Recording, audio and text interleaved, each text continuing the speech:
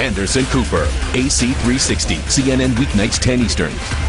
Nearly 300 people have been killed in the last 14 days, according to Human Rights Watch, most of them not videotaped, their deaths not recorded. And according to the Wall Street Journal, nearly 1,300 people have been arrested. They're citing figures from the Egyptian Organization for Human Rights. Some of those 1,300 people have been released, but others still held, and we don't know where, and we don't know what's being done to them. According to several New York Times personnel who were held by the secret police a few days ago, they could hear captured Egyptians being beaten, tortured, crying out in pain.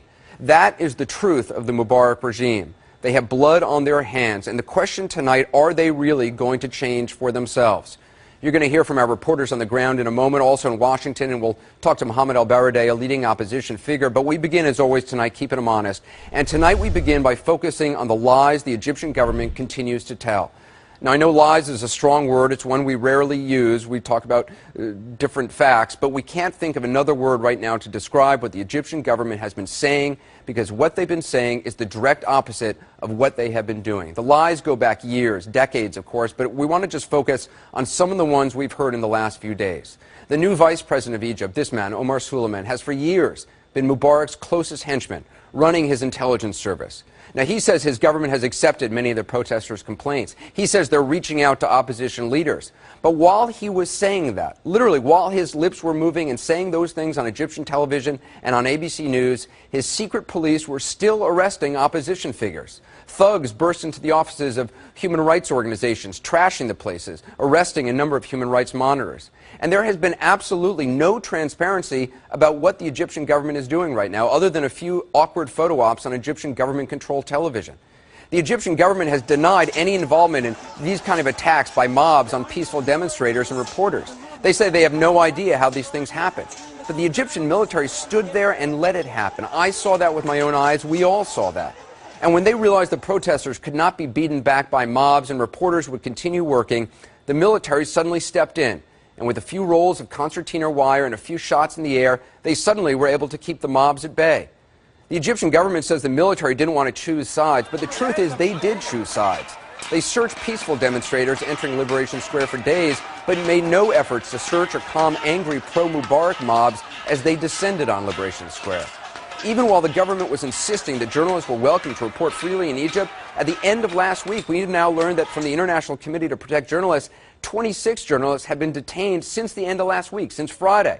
71 since the protests began, and those are just the ones they could count. So how can a regime that's operated under emergency powers for 30 years be expected to suddenly transition to democracy and act with transparency? Those emergency powers allow the Egyptian government to arrest anyone they want at any time. Take a look at what happened when Candy Crowley pressed Egypt's prime minister about this yesterday on CNN.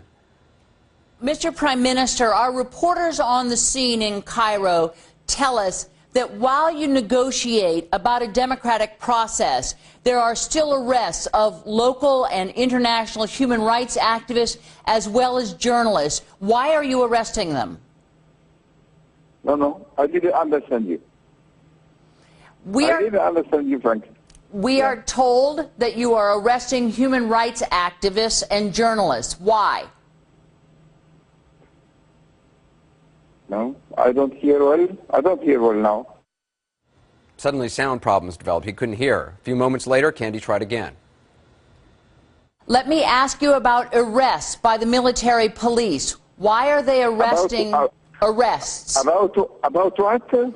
About the detention of human rights activists. Why are you detaining them? Frankly speaking, if there is some problems, it's not intended at all, my dear. It's not intended at all, my dear. That was his answer, finally. This is a police state. Some estimates say there are more than 1.5 million people employed in the feared Interior Ministry, secret police, thugs, informers. The man who oversaw the intelligence services is now the vice president of Egypt. It's not intended at all. Thursday, while the Egyptian government was talking about reaching out to opposition figures, 9 young dissidents had a meeting with opposition leader Mohammed al-Baradei. That evening, all 9 were rounded up and detained.